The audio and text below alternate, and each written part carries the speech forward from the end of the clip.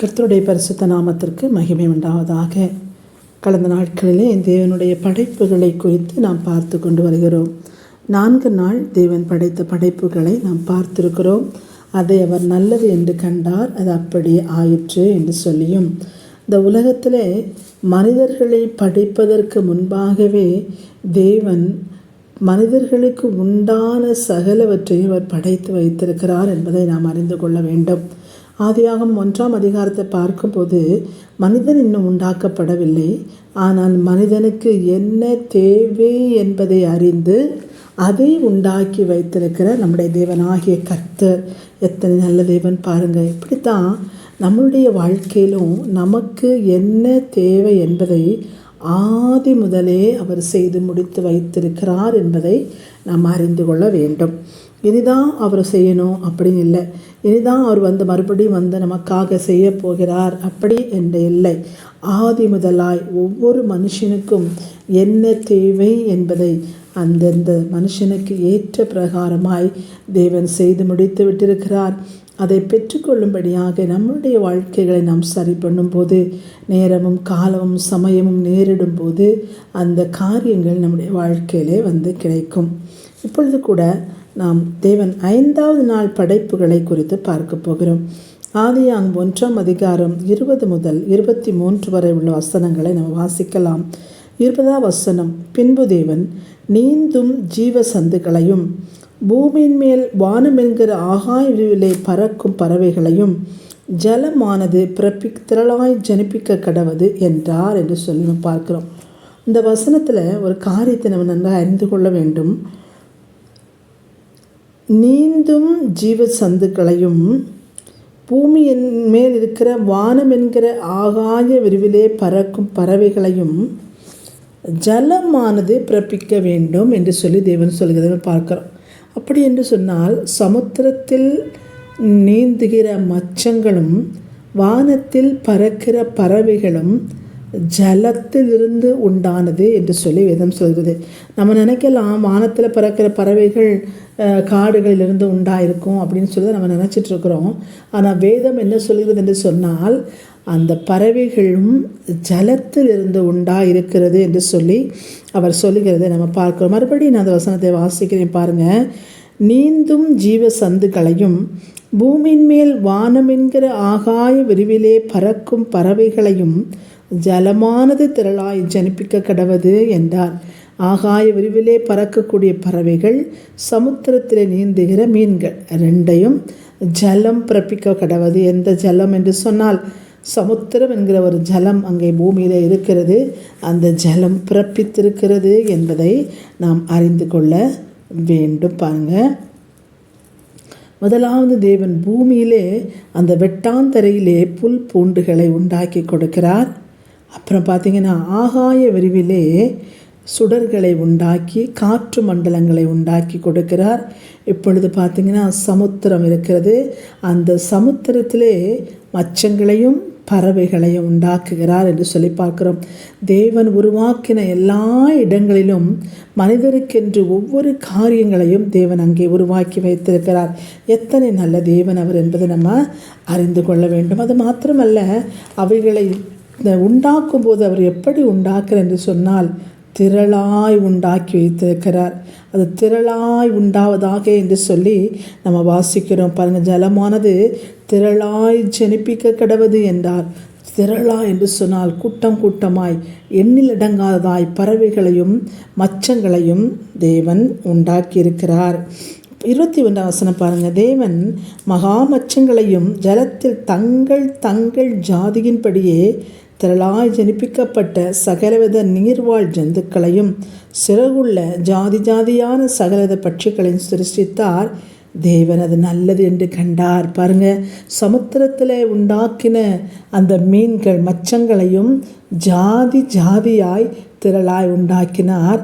ஆகாய விரிவிலே பறக்கிற பறவைகளையும் ஜாதி ஜாதியாய் திரளாய் உண்டாக்கினார்.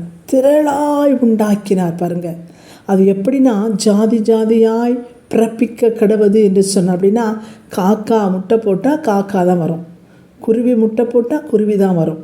அப்படி தான் தேவன் உண்டாக்கினார். ஜாதி ஜாதி அவங்கவுங்க ஜாதி. இப்போ மிருகங்களை மச்சங்களை பார்த்தாலும் ஒரு மீன் போடுற குட்டி அதே தான், அந்த மீன் தான் அது குட்டி போடும். அப்படியாய் ஜாதி ஜாதியாக அதை பிறப்பிக்க கடவுது, கோடான கோடியாய் அது பிறப்பிக்க கடவுது என்று சொன்னார் என்று சொல்லி நம்ம வாசிக்கிறோம் பாருங்கள். அப்போது தேவன் எத்தனை ஆபிரகாம்கிட்ட சொல்கிறாரு, நட்சத்திரங்களை எண்ணிப்பார், அதை காட்டிலும் எண்ணக்கூடுமானால் அவ்வண்ணமாய் நான் உன் சந்ததியை பெருக பண்ணுவேன் என்று சொல்கிறார். அப்படி திரளான ஜனங்கள் இந்த பூமியிலே வரப்போகிறாங்க. திரளான ஜனங்களுக்கு ஏற்ற மச்சங்களையும் பறவைகளையும் ஜாதி ஜாதியாய் தேவன் இந்த பூமியிலே உண்டாக்கி வைத்திருக்கிறார் என்று சொல்லி நம்ம அந்த காரியங்களை பார்க்க முடிகிறது. பாருங்க 22ஆம் வசனம், தேவன் அவைகளை ஆசீர்வதித்து நீங்கள் பலுகி பெருகி சமுத்திர ஜலத்தை நிரப்புங்கள் என்றும் பறவைகள் பூமியிலே பெருக கடவதும் என்று சொன்னார் என்று சொல்லி நம்ம வாசிக்கிறோம் பாருங்கள். அவர் ஒன்றல்ல ரெண்டல்ல, நம்ம பார்த்திங்கன்னா திரளாக இவர் பெருக பண்ணியிருக்கிறார் என்று சொல்லி வேதம் சொல்கிறது. சங்கீதம் 104 பார்த்திங்கன்னா 104 25 வசனங்களை வாசிங்கன்னா, கர்த்தாவே உமது கிரியைகள் எவ்வளவாய் திரளாக இருக்கிறது, அவைகளெல்லாம் ஞானமாய் படைத்தீர், பூமியுடைய பொருட்களினால் நிறைந்திருக்கிறது, பெரிதும் விஸ்தாரமான இந்த சமுத்திரமும் அப்படியே நிறைந்திருக்கிறது, அதிலே சஞ்சரிக்கும் சிறியவைகளும் பெரியவைகளுமான எண்ணற்ற ஜீவன்கள் உண்டு என்று சொல்லி நம்ம வாசங்கீதக்காரன் சொல்கிறார். சமுத்திரத்திலே சிறிதும் பெரிதுமான எண்ணற்ற ஜீவன்களை ஜாதி ஜாதியாய் தேவன் உண்டாக்கி வைத்திருக்கிறார். ஜாதி ஜாதியாய் அது திரளாய் திரளாய் திரளாய் கூட்டம் கூட்டமாய் பெருக கடவது என்று சொல்கிறார். ஒரு நேரங்களில் பார்த்தீங்கன்னா ஒரு நண்டு இருக்குது, நண்டை பாருங்கள், அந்த நண்டுடைய முட்டை ஒரு நண்டில் லட்சக்கணக்காய் கோடிக்கணக்காய் ஒரு நண்டு முட்டை போடுகிறது. அப்படி பாருங்கள், ஆண்டுடைய வார்த்தை திரளாய் பெருக கடவது.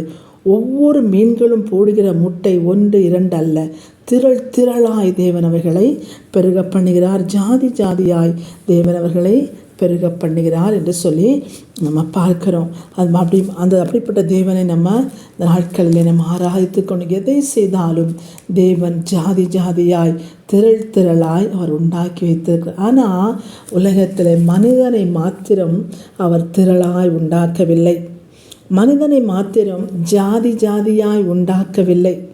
ஒரே ஒரு மனிதனைத்தான் அவர் உண்டாக்கினார். தன் மல்கியா 3ஆம் அதிகாரம் 15ஆம் வசனம் என்ன சொல்கிறது?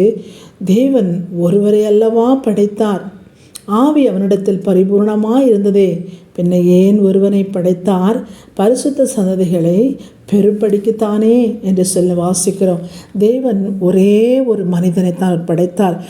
பறவைகள் விலங்குகளுக்கு ஜாதி ஜாதியாய் படைத்த தேவன் மனிதர்களுக்கும் ஜாதியாய் படைத்திருக்கலாமே. அவர்கள் ஒரு மனிதன்தான், அவர்கள் எல்லோரும் உலகத்திலே உண்டாக போகிற எல்லா மனிதர்களும் ஒரே இரத்தத்தினாலே உண்டானவர்கள் என்று சொல்லி வேதம் நமக்கு அழகாக எடுத்து சொல்கிறது. அவர்கள் தேவனுடைய ரூபத்தின்படியும் தேவனுடைய சாயலின்படியும் அவர்கள் உண்டாக்கப்பட்டார்கள், ஒரே இரத்தத்தினாலே அவர்கள் தோன்றினார்கள் என்று சொல்லி வேதம் நமக்கு சொல்கிறது. ஆனால் சத்துருவான இந்த நாட்களில் பாருங்கள், மச்சங்களுக்கும் பறவைகளுக்கும் உரிய ஜாதிகளை கூட அவர்கள் பெரிதாய் நினைப்பதில்லை. ஆனால் மனிதர்களுக்குள் அநேக ஜாதிகளை உருவாக்கி விட்டான் சத்துருவானவன். தேவன் எதை செய்யக்கூடாது என்று சொல்கிறாரோ அதை சத்துரு செய்கிறான். மனுஷனிடத்தில் எல்லா இடத்துலையும் பறவைகளையும் ஜாதி ஜாதியாய் பெருகுங்கள், புல் பூண்டுகள் ஜாதி ஜாதியாய், விதையாய், விதை உள்ளவைகள் பறவைகள் ஜாதி ஜாதியாய், மச்சங்கள் ஜாதி ஜாதியாய் அப்படியாய் பெருக்குங்கள் என்று கட்டளையிட்ட தேவன் மனிதனை மட்டும் ஜாதி ஜாதியாய் படைக்கவில்லை. ஆனால் சத்ருவானவன் எதை தேவன் செய்யக்கூடாது என்று சொன்னாரோ அதை இந்த உலகத்து மனிதர்கள் செய்யும்படியாய் அவன் அநேக காரியங்களை செய்துவிட்டு இந்த உலகம் தீட்டுப்பட்டதாய் கிடக்கிறதை நாம் அறிந்து கொள்ள வேண்டும். மனிதர்களிடத்திலே ஜாதி அவர் பிறப்பிக்கவே இல்லை. பாருங்கள், ஜாதி ஜாதியான மனிதர்கள் தோன்றவே இல்லை. ஒரே மனிதன் ஒரே இரத்தத்தினாலே அவருடைய ரூபத்தின்படியும் அவருடைய சாயலின்படியும் படைத்தால் அவர்கள் எல்லாரும் பிறக்கிற எல்லோரும் அவருடைய சாயலில் படைக்கப்பட்டவர்கள்.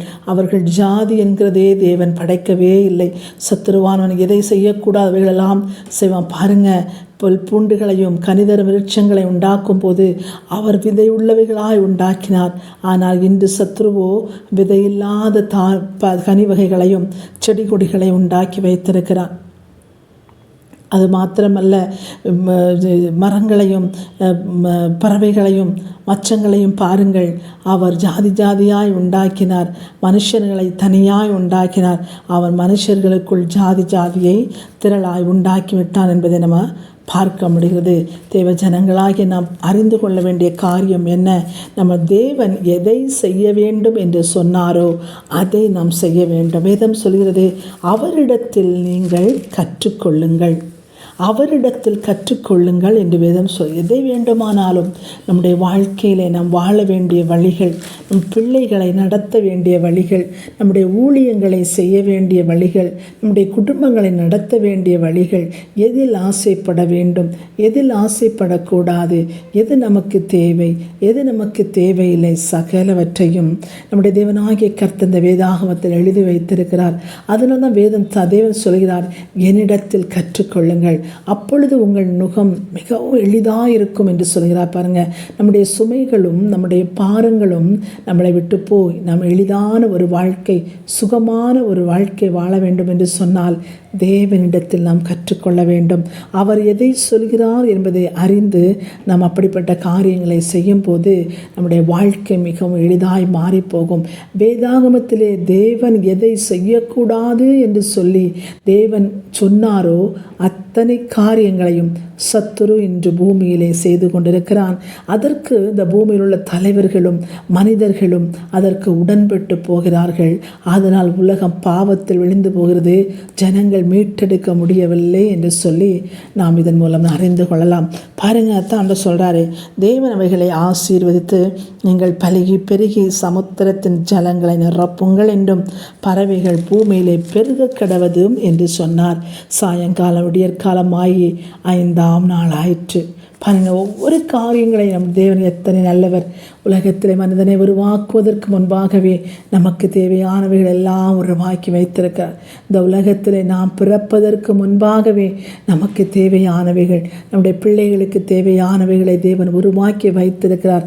அவைகளை நாம் காண வேண்டும் என்று சொன்னால் அவரோடு ஐக்கியப்பட வேண்டும், அவரோடு கூட இணைந்து கொள்ள வேண்டும். அவர் சொல்கிறார் பாருங்கள், நமக்கு வைத்திருக்கிற அந்த காரியங்களை நம்ம தேவன் சொல்கிறார், அவர் நமக்கென்று அநேக ஆசீர்வாதங்களை தேவன் இந்த உலகத்தில் நாம் பிறப்பதற்கு முன்பாகவே அவர் வைத்திருக்கிறார் என்று சொல்லி நம்ம பார்க்கிறோம். தேவ ஜனமாகிய நாட்களிலே உலகத்தில் நாம் வாழ்ந்து கொண்டிருக்கிறோம். எவைகளை தேவன் வெறுக்க சொன்னாரோ, எவைகளை தேவன் விட சொன்னாரோ அவைகளை நாம் விட்டு வாழும்போது நாம் நோயற்ற வாழ்வு, சந்தோஷமான வாழ்வு, சமாதானமான ஒரு வாழ்வை நம்ம வாழலாம். அப்படியே இல்லாதபடிக்கு, அவரிடத்தில் கற்றுக்கொள்ளாதபடிக்கு, அவர் சொல்கிற காரியத்தை செய்யாதபடிக்கு நாம் இஷ்டம் போல சத்துருடைய வார்த்தைக்கு கீழ்ப்படிந்து நடப்போமானால் அது நம்முடைய வாழ்க்கையில் மிகவும் தோல்வியையும் நுகத்தையும் நம்முடைய வாழ்க்கையில கொண்டு வரும் என்பதை நாம் அறிந்து கொள்ள வேண்டும். வாழ்க்கையில் எல்லா படிகளிலும் இந்த வேதத்தை எடுத்து நீங்கள் வாசித்து பாருங்கள். வாழ்க்கையில் நாம் என்ன செய்ய போகிறோம் என்பதை வேதத்தில் என்ன சொல்கிறது, நாம் செய்கிற ஒவ்வொரு படிகளும் வேதத்தில் இதை பற்றி என்ன சொல்லியிருக்கிறது என்பதை நீங்கள் வாசித்து தியானித்து அதை செய்தால் தேவனுடைய வார்த்தையின்படி நம்முடைய வாழ்க்கை ஆசீர்வதிக்கப்படும். அப்படி இல்லாதபடி இந்த நாட்கள் நம்ம பார்த்தோம் பாருங்கள், ஜாதி ஜாதியாய் மனுஷன் அவர் பிரிக்கவே இல்லை. ஆனால் சத்துரு உலகத்தில் ஜாதிகளை கொண்டு வந்து உலகத்தில் எவ்வளவாய் வேதனைகளை உலகம் சந்தித்து கொண்டிருக்கிறது என்பதை நாம் பார்த்திருக்கிறோம். அதே போல் நம்முடைய வாழ்க்கையில் தேவன் எதை நமக்கென்று வைத்திருக்க என்பதை கண்டறிந்து அதை பார்த்து தெய்வ சித்தத்துக்கு நம்மளை ஒப்பு கொடுத்து தேவன் சொல்கிற வார்த்தைகளை நடப்போமானால் சத்துருடைய கைகளிலிருந்து நாம் விடுதலையாகி நம்முடைய வாழ்க்கை சமாதானம் உள்ளதாய் ஆகும். கர்த்தர் தாமே உங்களை ஆசீர்வதிப்பாராக. ஆமேன்.